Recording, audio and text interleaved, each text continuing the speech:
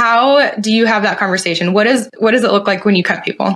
Yeah. So, I mean, the conversation is that you're cutting them most likely because they're not performing. 9 times out of 10, they're not performing. Rarely do you have someone who's performing, you have to cut. That's a different conversation. But this one is you're really letting them like you're almost doing that. I know it sounds kind of funny, but it's not you, it's me, right? Like we're letting you free. Like we know that whatever we're doing, what our company does, isn't serving you. I don't know if this is going to be a good partnership long term. I understand you're not making money. These are the problems, and we don't want that for you. So I think it's best we part ways, right? And that's really the conversation. I don't think that you should bring any frustration to those meetings. I don't think you should bring any you should bring nothing, but all I want is the best for you. And I know the best isn't here. Welcome back, Real Estate Rockstars. I am Shelby Johnson, and I am here with Ramon Casaus. He is out of Albuquerque, Phoenix, in the Denver markets. He has been an agent since 2017, is a team leader now with 40 on his team, and they've closed over 1,700 closings, and in the past year, 165 million in volume. Just a little bit. Ramon, thank you so much for hanging out with me today. Yeah, of course. And you nailed my last name, by the way. That was perfect. Dude. Well, I got to practice it 3 times before I hit record. Yeah, you got the last name points for sure. Thank you so much. Okay, so someone who's listening to this is like starting out in real estate and they're like, what? 1,700 homes closed? Like, no way. So can you just real quick, I know you've been on a ton of podcasts and said your story a million times, but take us back for a quick like wave tops of your story, please. Yeah, I got my license actually when I got out of college. And to be honest with you, I was a pretty bad agent. Like I was by no means some standout, like beginner's luck first year by any stretch of the imagination. And, I think that in that first year, just like everyone, most agents, you're just kind of throwing stuff at the wall, seeing what sticks. But I think that what you ultimately start figuring out is that there's usually another gear you have inside of you just haven't actually tapped into. And whether it's because maybe you are struggling financially and you don't want people to think that, or maybe you're nervous to ask for business because you don't want to seem like you're you're begging or you're annoying somebody, like whatever the things you get mental block in your head. Once I started figuring out that literally the only person holding my career back was me, a lot of things started changing. And from selling a house once every couple months to selling more than a house a day, and literally every single mistake and lesson in between we've been through. So it's been a fun ride so far of 6 years. And yeah, no joke, I always feel like I always say it too, we're just getting started. Like wait till we get good. That's still how I feel today. Dude, I feel very similarly, and I've been doing this since 2018 now. And in the beginning, it was like survival, just, the next month, the next 2 months, the next 6 months. And now I've extended my time horizon. So it's like the next 10 years. And it's a really cool, different way to look at it. So I'm totally with you. I feel like now is the beginning. Yeah. Question. So before we hit record, and I know, you've done a ton of closings and you're a team leader, but we were talking a little bit about place and how your team is backed by place. So like, what does that mean? What is place and how has it changed? How is it integrated into your business? Yeah. Well, I really like what you said about extending. That's actually a theme I use a lot, is extend your time horizon, right? And when you start really treating, and I know this is like cliche, but when you start treating your real estate business like a real business, you will become fixated on 2 numbers. One is total GCI, total revenue, and then net profit. Every other number, volume, units, how many agents you have, is like literally all irrelevant. And so once you start figuring that out and you extend your time horizon, because you realize that, if I start with maybe a net of $100,000 this year, and I grow that by 10 to 20% every single year for the next 10 years, you have a really big business in 10 years from now. But a lot of times we're only thinking about the next month, 10 days, 10 months, a year. And so the reason I found place attractive is because there's 2 gentlemen in the real estate world that are both Keller Williams agents named Ben Kinney and Chris Suarez. They pretty much wrote the playbook, the roadmap, if you will, on profitable and productive sales teams. Not only did they write the playbook, but they also exemplified that with their organizations they built, where Ben Kinney was doing about 6,000 transactions annually, upwards of $40 million of GCI annually. So they're like the Michael Jordans of team leaders, right, in our industry. And so what they did was they came together and they basically took everything that made them successful in their real estate teams across the country. The lead generation models, the split structures, the financial and accounting, the HR, the training, the support, the benefits, the structure, everything you can think of, right? Like what they were doing, brought it together all under one piece of technology. So Place is not a brokerage; it's a technology company, and they take that and built a platform that they now go and partner with other top 1% teams across the country, and essentially provide them with all the resources, training, and support to build really massive businesses, just like they did. So the reason why Place was attractive is I think it's the team for team leaders, right? That makes sense. Like, why does somebody join your real estate team? Well, they go, oh, if I combine my resources with Shelby's resources, I create a bigger opportunity for myself and faster. That's the definition of a good partnership, right? So it's really the same exact concept, except from the team level, from the ownership level. If I take what I've built and partner with what Place provides, we put it together. Do I create a bigger opportunity for myself, for my agents, and faster? And the answer to that is an absolute yes. Okay, so vaguely, foggy, it makes sense, but like tactically. So hypothetically, I'm a team leader and I have a small local team, and I have some of those things that you're talking about. I have some training, I have, some systems, some HR, some finances, but probably I'm overwhelmed. I am frustrated. There might be a lot of turnover. Maybe I love sales and I don't like to be bogged down in the operations. So hypothetically, like I exist, and then I come to Place, and do I just like adopt all of their, like what specifically is Place doing for me? I don't know. Is that even the right question? No, yeah, and it is a lot. Like even just the like learning process of Place is literally 4 separate calls, because it's not being done anywhere else in the industry. So yeah, what it does for you. Well, let's back up to that team leader, right? Let's just talk about teams for a sec. Most teams have a net profit below 15%. If you take the operator, aka the owner, if you take their commissions out of the actual revenue of the company, most teams are not even profitable to begin with.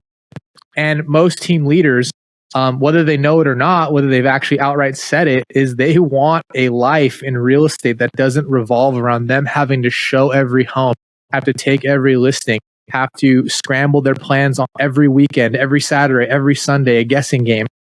There's really no clear path on how to get to that point. And so what Place provides you with is a roadmap structure, right, on how you can build a business that your net profit equates to enough money to where you are not necessarily having to be the top producer of your own company for the rest of the time running it. And how they do that is just an example. This is just one example. Is instead of you, and when I say you, tracking your numbers, how there's a wide, when I say that, it's a wide variety of how people track their numbers. I love how you laugh. Well, it's funny because I've been there, right? Like just so much money's coming in. I'm doing like basic Excel, like, okay, dude, I spent this much, I brought in this much. I think I made about X. I'm going to, plus or minus 10 grand, right? Like, but what Place does, for example, is you have a full-fledged accounting department and team, and you have a monthly meeting with your CFO on a monthly basis to review the financial health of your business. All the categories, all the P&Ls, the balance sheets, the historicals, everything's built out for you. And here's what's cool about that. You now have, with Place, there's about 270 other teams that are with Place. Now remember, you have to be doing 100 transactions or more to even have a conversation with the company. But now when they look at me, they can go, okay, Ramon, you have a team that has a location in 3 markets that's doing 400, 500 transactions or more. So for teams your size, your average employment expense for a profitable team is about 18%. You're at 25%. So you're 7% higher than the average. Let's figure out why that is. So it's cool because now you're using data to know what knobs to turn within your financial health of your business. And again, you have the entire team that's there to support that and run those projections and help you with all of your accounting. So now that removes one big component from a team leader's life. I don't have to worry about that anymore. I can go worry about pushing revenue and pushing sales. So that's just one example. But now take that into HR, take that into training your ops people, take that into hiring your first director of sales, take that into your 90-day onboarding program. Like take that to every single aspect of your real estate business. And there's a system and support to help run it more effectively and efficiently. Yeah, I think that makes a lot of sense, especially having been a traditional team leader. I think back and I'm like, the roadmap that I knew of was the Millionaire Real Estate Agent book by Gary Keller. Sure. And it's, it still has like, when you're reading it, I think it had like fax machines. It had like something like very dated. And you do also feel like you're on an island, so there's like team leaders, but you're so busy and you're all like hypothetically competing against each other, whether it's for agents or market share or deals or whatever. So I can see how this would be desirable. And listeners, just so you know, we're going on this tangent because if you haven't heard of Place, it's this thing that is popping up more and more. I heard it first probably a year and a half ago.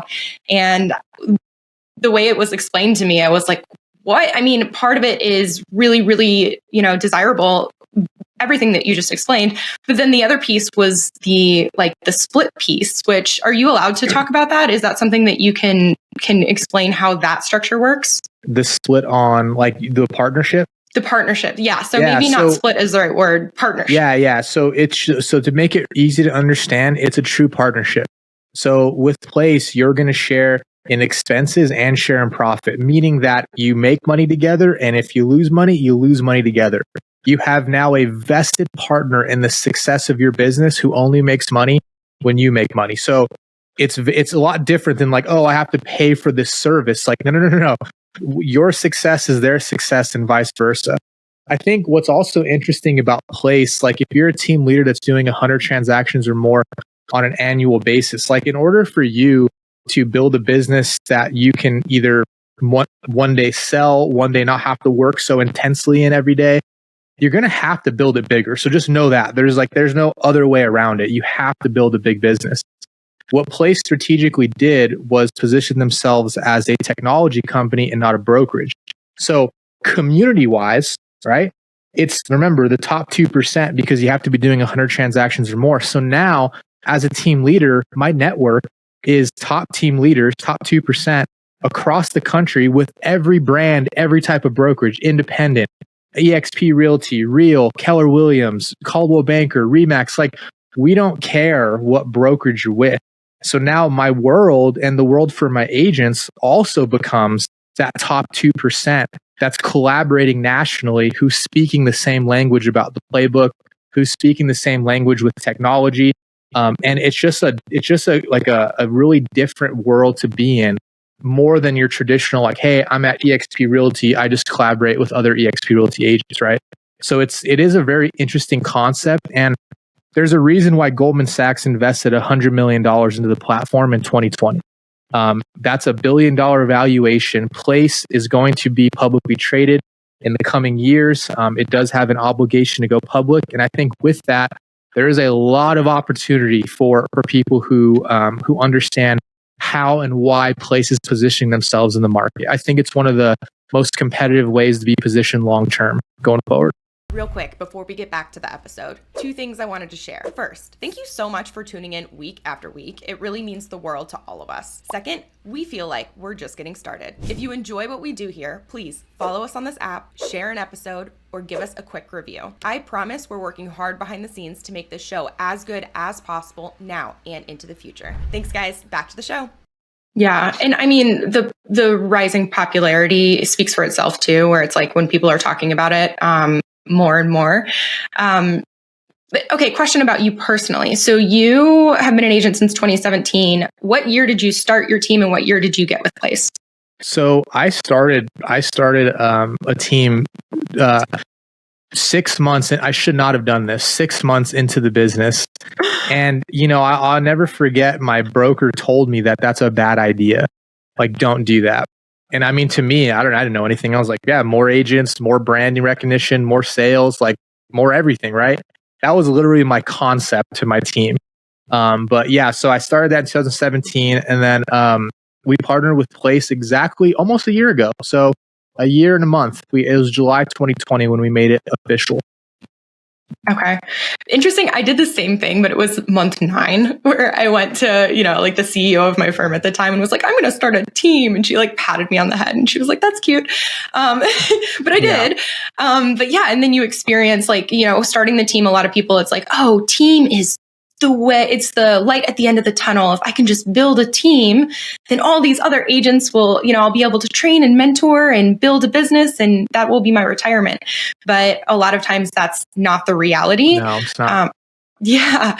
So, okay. So you've been with Place now a year, and curious, like, I know obviously you're on this podcast and you're like, Place is great, but real talk. You love it. You struggles. Like, what do you love? What do you hate? Give me real talk. Yeah, for sure. Well, just like anything, right? Place, even though it has a multi-billion-dollar valuation, it's still a startup at the end of the day. And startup, anyone who's been a part of them or been, in proximity, is they're figuring it out as they go. Now, I think Place has a big head start, but it doesn't mean that they're not affected by macroeconomic circumstances in the market and all the things that, like, it's just, it's still a growing company. Now, with that though, I think it's the risk and risk versus reward, right? Like the risk of it not working out and it being a little bumpy versus getting in early, being there for the duration, taking full advantage of the opportunity. It could happen, or it could go down, right? Like the way I always explain it is Place is like a rocket ship, except it's literally being put together still. Like it's not on the launch pad, it's not flying, it's being assembled. And with that, you can be a key component if you choose to be of the assembly. But yeah, it's been great. The one thing I'll say about Place that, again, the community, I've never been, and I've been a part of a lot of them. I've truly never been a part of a more ambitious and I would say well-rounded community of people who do what I do and have the same experiences and same thoughts and what have you. And I think Ben and Chris are some of the most phenomenal leaders I've been around. And to be honest with you, I think a big factor of why Place has, I think, maybe 1% of their teams have ever left. Like I literally think they have a 99%. I'll have to double check that. But the last time I checked, it was 100. I'm just saying 99 because I'm assuming there was some fall off. But the reason why they have such a high retention rate is because I think Ben and Chris are two of the best leaders in real estate, hands down. Yeah, I've actually heard that. There's, a lot of times people will start like a coaching program or whatever the flavor of the week is. And I'm like, oh, that's great. And I just wait because you don't really know until a year in or at least 6 months or whatever. And a good friend of mine is with Place. And I was like, yo, dude, how's it going? And he's like, it was the number one best decision I ever made for my business. Yeah. And I was like, that's a really very intense and dramatic statement to make. And he meant it. It's wild. Well, I think too, like for me, I keep looking forward and I know I'm going to build a big business. And I mean, just being in the same ecosystem as a Ben Kinney, like I want to be around people who have been in my shoes and are now taking $1 billion company public, starting off as literally going door to door knocking. Like that's how this guy started, right? Chris Suarez, same thing. But like, that's the type of people I want to be around. And to be honest with you, there's not many. Totally. In the residential real estate world, there's not many I can say like, hey, I don't want to be you, but I want to learn from you. You're the type of person who I want in my proximity. And I mean, like, can you seriously door knocking to taking a multi-billion-dollar company public? Like, it's wild. You just can't make this stuff up. And that's the people I want in my ecosystem for sure. Yeah, I love that you're talking about that. I think about that a lot too. And I think about, there's a lot of people too who maybe you're a new agent, you're just starting out and they're like, oh, like I want to be in the same room as Ramon or, whatever. And this is a little bit of a tangent, but when people are like, oh, like mentor, I'm looking for whatever, you can have Ramon's mentorship in the form of his podcast. You know what I mean? Sure, yeah. Until you level up. It's like if you don't have the people in your life who you feel like you are the average of the 5 people you spend the most time with, right? If you are not around them physically, read their books, listen to their podcasts, 100%. intake their social media, but unfollow everyone else on social media, only intake those, whoever. Total. Just I think about that a lot too. And then I'm like picking the people who have podcasts and like who I want to send. There is like a total full circle moment too. Speaking of that, is like when you want to, and this goes for, I just think this is a rule of thumb for anyone that you want to be around that might be doing something at a higher caliber than you, is you have to build something worth their time even looking at. Like 100%. Like that, so like Ben, like you said, like it's funny. I actually showed Ben, my dad, in 2016. So he got his license before I did, just for fun. He's a custom home builder. And so what he basically did was sold all my family's real estate, and then I got my license. So there was no more business to do for anyone. Like, gotcha. Not purposely, but I always made fun of him for that. But he would send me these videos. I don't know if you remember this guy named Jeff Manson with Keeping It Real estate. He owned the CRM that was called Real Geeks. Okay. Anyways, he used to have these shows, and he had one on Ben Kinney, how to sell 600 homes, how Ben Kinney sells 600 homes in a year. I still have the email where he forwarded it to me, and I watched it, and I watched it again and again and again. And I watched that series a lot. I really loved him, actually, the Jeff Manson stuff. But then come full circle, 2022, I meet Ben for the first time. And I wasn't doing 600. We were more like 550 that year, but I'm just going to round up and say it was 600. Yeah. But it was just cool to be like, then we were actually talking about working with each other. But it all came, when I watched the video, I was doing no sales. So it's 0. Yeah. I was like, how the heck can you sell 600? Yeah. And then 5-6 years later, we're doing that. And then you're talking about a partnership, right? So it's just like, but on that path and trajectory, like, yeah, you're listening to all the stuff and you're doing it in real life, right? Like, you can go to all the seminars and watch all the shit, but if you're not actually taking the risk and doing the work every day, it's all for nothing. It's waste of time. I'm so with you. I'm curious because you've come a long way since 2017, and you've partnered with Place a year ago. So what are you doing now in your business? Like, what is your job? Yeah. So my job is, effectively to keep growing our organization, but growing is kind of a broad term, right?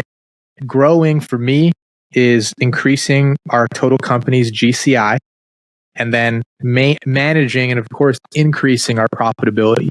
Now we do that in 2 forms, right? We do that by bringing in phenomenal talent into our organization on a regular basis. And we do that by going very, very deep in our systems, going very, very deep in our training and support we offer our agents. So in a nutshell, I manage that operation. We're actually in 4 states. We have a California team. It's newer, but that's a lot. Like, we went from having 1 director of sales to 4. You go from having just recruiting on a fly to now you have a full-time talent department. And so we're learning as we go, but right now in today's economic, I would call it a headwind. It's really making sure that we're growing in the right sense, because not all growth is good growth. Anyone who's imploded a team before or has imploded anything knows that not all growth is good growth. Yeah, you're telling me. That's what I experienced. So year 1 with our team, it was like really tight knit and small, and did really well. And that was actually a problem because we did so well that it attracted so many people. And I did not know yet that less is more. And so it goes from like, if you're operating a small team, I correlate it to like a jet ski. You want to make a move and you're like, and you can like move really quickly. Yeah. And then the more and more people you get, it's like, you're on a cruise ship and now you're on the Titanic. Yeah. You have to be thinking legitimately 3 months ahead. Like, you used to think 3 weeks, you need to think 3 months, because it just takes so long, you're right, to change direction. There's a weird balance though, right? Like, if you're a team leader, everyone wants the Navy SEALs. Well, in order to get the Navy SEALs, you got to be one, right? Oh. Well, you got to be one. Yeah, that's also true, right? But yeah, you want the Navy SEALs, you got to recruit the Navy. I mean, that's just how it works, right? So I think where a lot of times teams fall short is they don't have any accountability, especially in that first 30, 60, 90 days, and know how to cut people. Because here's what ultimately happens is somebody, this is an analogy, by the way, not literal. Someone cuts their finger and they go around your office, they go around your team, and they bleed on other people. Okay. That cut, right? That little cut bleeds on other people. And then what happens is that if that blood ends up drying, it starts to stain the actual fabric of your company, of your people. So what happens is we can't let people cut their finger and be bleeding all over our other team. We got to let them go. You need to just stop the bleeding and get them out, because that's called like a cancer, right? A cancer in your culture. And the longer it sticks around, that starts to become the norm. And you have to get those people out, because there's really three people that you're going to run into, right, when you're recruiting. Number one is people who you shouldn't have recruited in the first place. You need to get them out right away. Number two is, I call them settlers. A settler is going to look around and go, okay, so what do I have to do to fit in around here, right? They're going to go, oh, so they say make 100 calls a day, but everyone makes 30. Okay, I'm going to make 30, because that's what the standard is to be in this group. And then you have bar raisers, people who raise the bar in your company, right? So most of your people are settlers. And then you're going to have your bar raisers. And hopefully as a team leader, you are a bar raiser yourself. But the reality is you can take a settler to a bar raiser, because a bar raiser will pull some settlers with them.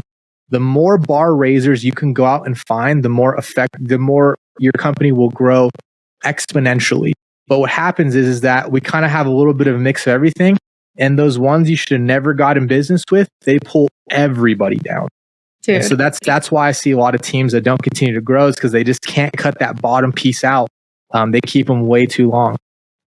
Yes. I say this a lot, where A players want to play with A players. They don't want to play with the B and the C. And so when you make the decision to keep, in your analogy, the bleeders, then what it's doing, those A players, the bar raisers, are going to be like, oh, that's acceptable. Yep, this no longer 100%. Is the organization that I want to be a part of. And they will go find it or look for it elsewhere. Yep. It's funny you say that. And when I'm in the recruiting conversation, I say, we don't mix C team and varsity. That's my analogy that I give. Bro, so yes, you are 100% spot on. Hey, question. Okay, someone's sitting there and they're listening to this and they know that they have some people they shouldn't have recruited. They've got some settlers that are dipping down into the shouldn't recruited. So, and they're like, I know they should go. How do you have that conversation? What does it look like when you cut people? Yeah. So, I mean, the conversation is that you're cutting them most likely because they're not performing. 9 times out of 10, they're not performing. Rarely do you have someone who's performing, you have to cut. That's a different conversation. But this one is you're really letting them like you're almost doing that. I know it sounds kind of funny, but it's not you, it's me, right? Like we're letting you free. Like we know that whatever we're doing, what our company does, isn't serving you. I don't know if this is going to be a good partnership long term. I understand you're not making money. These are the problems, and we don't want that for you. So I think it's best we part ways, right? And that's really the conversation. I don't think that you should bring any frustration to those meetings. I don't think you should bring any you should bring nothing, but all I want is the best for you, and I know the best isn't here. And I've learned to do this because my way of dealing with people leaving or firing people is once you leave, I never talk to you again or think about you ever again in my entire life. I just have this switch where I make it. And I could literally never think about you. You work for years together. But that's just how I cope with stuff. It's kind of messed up. My other business partner, he gets mad. He gets pissed off. So like we have this, I kind of just forget about you and he gets upset.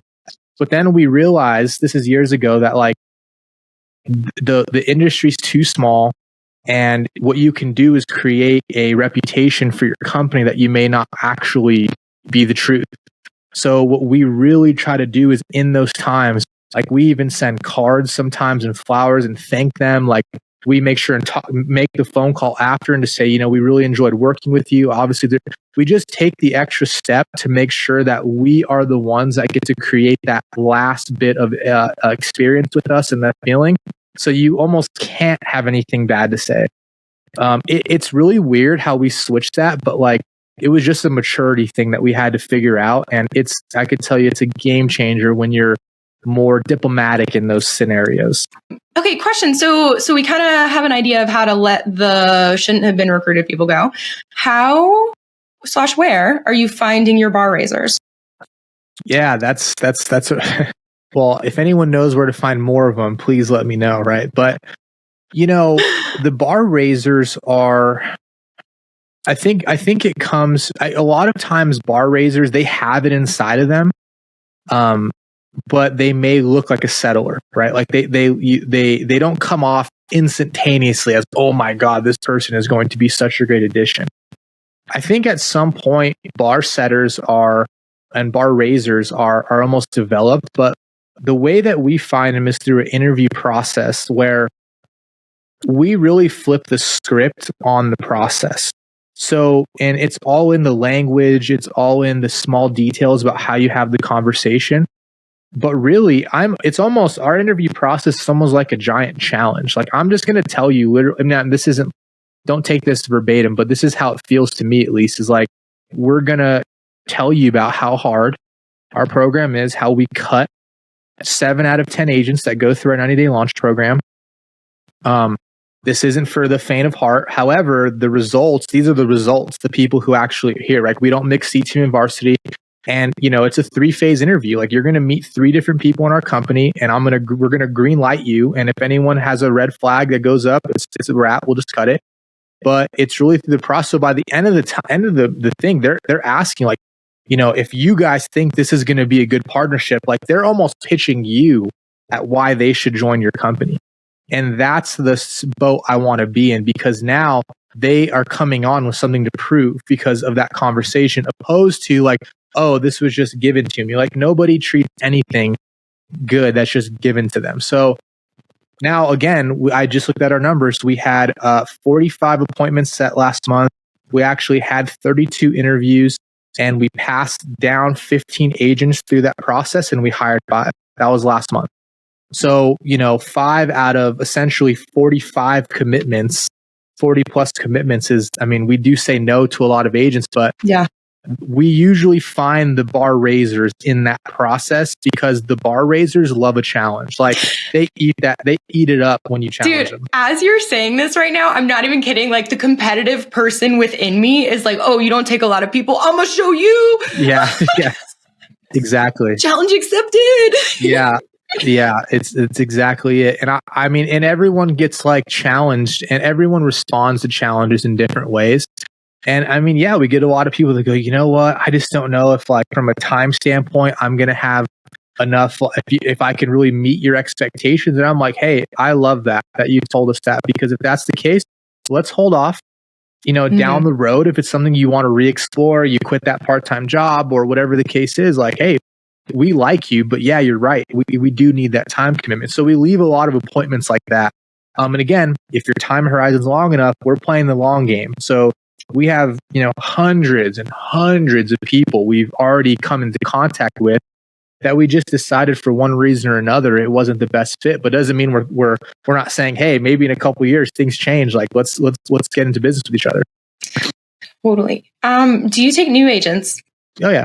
A quick word on our toolbox. We know it can be overwhelming thinking about all of the systems you want to build into your business, and that is why we ask guests to submit their favorite checklist, template, or tracker so you don't have to build from the ground up. Go to realestaterockstarsnetwork.com and click Toolbox for your free access. Thanks so much. Love new agents. So they can be new. And do you have a preference? Because maybe they're like fresh, they have no bad habits, or do you like the one who can withstand the storm? People use all the terms like broken wing and all this. Like, look, I don't, if I think that you have, and we have our like characteristics set and our, intangibles and questions we ask, like, if you fit that MO that I think that I want, like, we will hire you, because here's the thing. Everybody sounds good up front. Because if they didn't, you wouldn't have hired them. So at some point, you like everyone's so. Not everyone, I shouldn't say, but I hear it a lot. It's like, oh, they have to be X, Y, Z. I'm like, how do you even know? Like, I've brought people on that I thought were going to be amazing, and they absolutely flopped. And not with me, like flopped everywhere after that. And I've had other people who are like, I don't know. I mean, we need the numbers, so bring them on. And they just turn out to be insanely successful. So I think at some point you just have to have your criteria. They fit it, bring them on. But that's why that 90-day window is so important, is because sometimes we'll cut people. They got announced, welcome so-and-so. And then a week later, they're gone and no one ever thinks about them again because you don't give them time to like seep in. They right away show you that they're not who you thought they were. And then, we let them go. So the 90 days, this is like the trial. You're talking to the agent and, we think we're a good fit. So there's a 90. Is it 30, 60, 90, like the typical? It's just 90. I mean, it's 90. What does that look like? So it's a pretty intense program that's all based around prospecting, because we know the number one problem with real estate agents is not that they don't know transactions or not that they don't know how a home inspection works or the paperwork. It's that they don't have enough clients, bottom line. And so the prospecting is to consolidate as much prospecting as humanly possible into 90 days, along with some training and whatnot. But that's really the test, right? Like day one, hey, you need to have 200, before you even start the 9-day program, you need 200 sphere of SOI contacts uploaded. Here's the thing, anyone listening or who's on our team, if you ever find this, this is the truth. It's not about 200. 200 is not a magic number. It's arbitrary. It's the fact that when they call and they're like, to our president of sales, hey, I only got 170. I don't know what to do. Like, I'm going to ask the gas station attendant, but like outside of that, dude, I don't know. I can't find any more people. I'm like, don't worry about it. Good. Get the gas station attendant too. But like after that, don't worry about it. But it's the fact where some people go, oh, 200, that's kind of a lot. Done. You're out of there. Oh yeah, I got as many as I could. I got 25. I'm like, you're done. Like it's just the bar to see how hard they really try. And some that they go 200 plus, but like those little tests, make 100 calls a day, do X, do Y, do Z. It's all spelled out. You're going to do 50 showing appointments in your first 2 weeks. It's roughly 5 a day. You're going to do 50. Why? Because you don't even know the houses that are in your market. You're going to go physically look at them. That's the whole point, right? You're selling them. You need to go see them. And, oh, I don't know, this, that, the other, gas, blah, blah, blah. All right, done. Like, it's just that simple. So we do a lot of those things in the first 90 days. I don't want to go into the whole program, but like just to get a gist of it. But our agents who do actually do it, like you will trip over real estate transactions if you complete the program in its entirety, because it's so heavily prospecting based. So heavily prospecting. Well, that and the fact that, if you do 100 calls a day and you do 50 showing appointments in the first 2 weeks, the amount of reps that you're getting into this condensed period of time. And that's like, I think about it, reps are everything. So like my first year, I did really well and closed a lot of deals, but it's less about that and the fact that I condensed time. And so like, by having so many conversations and showing appointments and tests, it just builds this, like it can take you from, 0 to 100 very, very quickly. Yeah. Statistically, we have a stat within place that the amount of prospecting you will do in our 90-day launch program statistically is more than the average agent will do in 2 to 3 years in the business on their own. It's also funny too, because like I feel like a lot of team leaders and people who run teams like hear that and it's all shit you've heard before, right? Like I'm not reinventing the wheel. It's the fact that it's in place and we stick to it. But could you just imagine? Like I always give this analogy to our team. I have a guy named Nate. He's our director of lead generation. He is also in his spare time like a bodybuilder. He's in really good shape. Nice. Like he's not one of those overly big guys, you know what I mean? He's in really good shape. Like, so I always tell our agents, like, could you imagine saying, Nate, man, I want to look like you. Like, I want to get jacked. Like, I want to just look just like you, man. All right. So, and Nate's like, okay, I can help you. Here is when I go to the gym. Here's the workouts I do. Here's how many reps. Here's what I eat. Here's when. Okay. Sound good. It's for 90 days. And I'm like, all right, yeah, man, I can't wait. I'm going to look just like you after 90 days, right? Can't wait. And then I go to the gym when I feel like it. I go every other day. And then when I do go to the gym, I do like 3/4 of the workouts that Nate says to do. But then, depending on how I feel, I usually do about half the reps. Could you imagine could you imagine yourself finishing 9 days and be like, why don't I look like you, Nate? It's like, well, you went to the gym 50% of the time. You didn't do any of the right workouts and you did half the reps. What do you expect's going to happen? And so now apply that same framework to a 90-day launch program. When you know the agent's going to do half the reps, what do you think the outcome is going to be? And they have a good sphere, or, oh, they're big on social media. I've heard it all. Yeah. It doesn't matter. They're just not going to do it. Yeah. This it reminds me, you probably listen to Alex Ramosi. Yeah, I do. Yeah. So like, how he talks about like the inputs versus the outputs. It's like That's the same thing where it's like you focus on the inputs, like do the reps, do the work, and wow, the outcome will just happen. And there was something you said earlier too about like, paying attention. Oh, the things you focus on in your business, you focus on the two main things and everything else is just a distraction. It made me think about like the vanity metrics, all of the metrics that don't matter. And the same goes for like when people are looking at the outputs as opposed to the inputs, they're not looking at the metrics that actually matter. Yep. Oh yeah. Yeah. You learn that through, you kind of at some point, like, you stop even looking at other people's stats. You stop caring because all that matters is what goes into your bank account, bottom line, right? From just a business owner perspective. And then once you get hyper fixated on that, it kind of directs you on what to do and what to focus on if you want to continue to grow. Okay, more personal question. Just the last 5 minutes. Let's shift a little bit. You seem like you have a good grasp on business and you've done some self-development, some reflecting. What do you have, like, what's your morning or nightly routine? Do you have routines? What do you think of impacts your overall personal, who you are today? Sure. I don't really, I guess I do have routines, right? But they're not like, if I don't quote unquote do my morning routine, it's not it's not really going to matter, but I like to go to the gym. Another Alex Ramosi thing.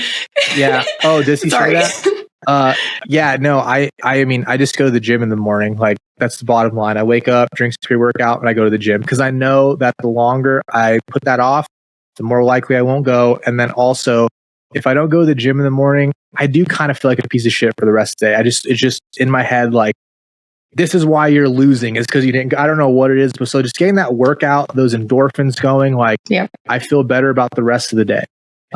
There's also health benefits to working out. Who knew?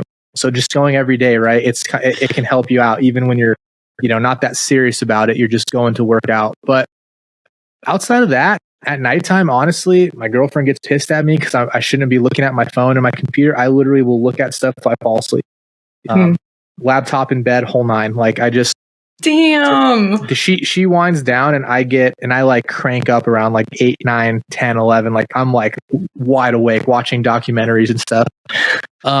So no, not really. But I will say, from like an actual business standpoint, when I was in real estate, and even to this day, something I do every night is number one, I look at my calendar for the next day. That's one. And I live and die by that calendar. Live and die. That's why I was 10 minutes early, right? Like you said. Because I schedule it 10 minutes before, like, hey, you need about 10 minutes to get ready. Like, every 10-minute increment is scheduled, right? To give yourself breaks and time. Like, I'm very ritualistic about that. But I'll look at it for the next day. And then I also, like, as an agent, I go through phone calls, I go through text message, I go through emails, and I go through Slack messages from that day. And I always miss something. I forgot to call somebody back. I forgot to get back to one of my agents. I forgot something. I just write it down in a notebook for the next day. Outside of that, I don't really have too many other, like, I guess you could say, routines. It's probably the extent of them. You mentioned that you don't wind down, you jack yourself up. So what is how many hours do you sleep? Are you big on sleep? Or are you one of those guys who's like, I don't need it? No, I do. You do. I need it. All right.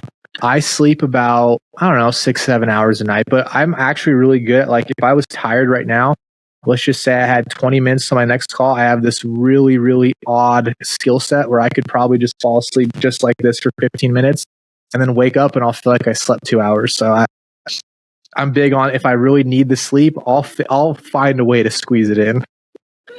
Yeah, I'm the same. I can fall asleep immediately. Yeah. Biggest talent I have. But no, sleep is like, in all seriousness though, no, sleep is, I mean, you just look at like, what are the if you don't feel great, you don't have a lot of energy, what are the most easy things that you can change that are the most simple? Sleep more, drink more water, exercise, eat better food. Like that'll solve about 80% of your physical health being, right? That'll solve it. And so now sleep is, I mean, I get it. Like weekends, I'm asleep a lot on the weekend.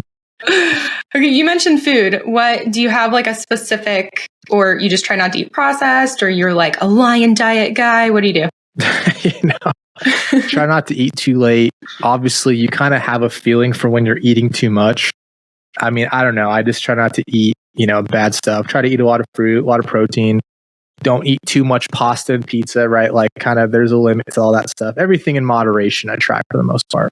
But no, not anything particular. But I think working out consistently for the latter part of a decade is it helps me maintain feeling good about my physical appearance. Real quick, as you likely know, the 2024 Real Estate Rockstars Mastermind is sold out. But if one of your preferred vendors is looking for marketing opportunities, we are looking for sponsors. We would love to get their name and business out to 80 highly motivated real estate agents from across the country. Know someone who'd be interested? Go to realestaterockstarsnetwork.com and shoot us a quick email for more information. Thanks so much. Back to the show. Same. The sleep is it for me. Like if I go to sleep at a good time and I wake up, I'm trying this new thing where I don't set alarms and I just, my body. And then I found I wake up at 5 every day, whether or not I set my alarm, as long as I go to bed at a good time. And then I'm with you, the working out, drinking water, eating right. It's like what you put into your body, it impacts what comes out of it. Yeah, and 100%. On the days when I used to, I was in the army, so I used to like drink and all this stuff and like nothing against it. But now when I have like even like one glass of wine the next day, oh my God, yeah. I feel it. So I don't know if it's age or it's just now that I'm like paying attention so closely because I'm trying to fine tune, the optimization of life. It's so wild how alcohol affects your sleep. Like I know exactly what you mean. It's a night. I mean, I feel one glass it's evident. So yeah, not too much on the drinking side now. Okay, last question. What's like your latest obsession, whether it's business or like do you have either a book or a person on the internet, or maybe you just learned something and you really want a new whatever? What is it? Oh yeah, it's actually funny that you mentioned that. So I've been obsessing over Section 8 rentals. I'm buying some right now in Ohio. I have feelers out and offers going out in like Alabama and Mississippi. Like I've been obsessed with, everyone's heard of the 1% rule of investing, right? Like in a lot of markets, at least the ones I'm in, very, very, very hard to achieve. However, like I'll give you an example. I have an offer out on a house right now for about $55,000. So my down payment on this is like 12, 13 grand. And, only thing it needs is maybe like $2,000-$3,000 of actual cosmetic work. It rents for about $900. So I'm like, where are you buying a $57,000 property and then renting it for $900? And so I've been obsessed with now acquiring these little properties all over these different markets that I've found. I've been upset. Like I'm on Zillow every day looking at, I have them all saved. I have my agents, my spreadsheets, like what offers I'm putting out. I've been having a lot of fun with it. And I mean, the returns are obviously good. And then I've been also really obsessing over this book called The Banker's Code. And what it's all about is it's about there's 3 people you can be in life from a business perspective. You can either be the lender, aka the banker, you can be the producer, or you can be the consumer. The banker always wins.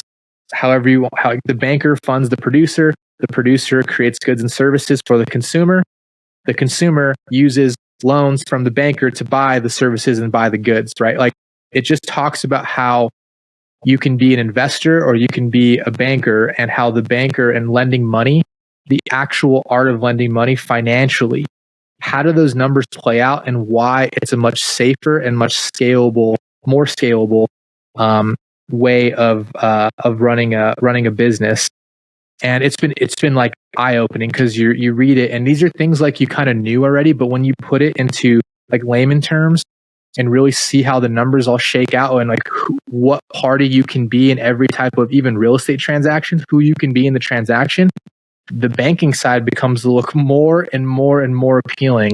But I've been obsessing over that book. I don't really have any nothing I'm actually physically doing about it just yet, but I've been reading it and I've like been thinking about it every day.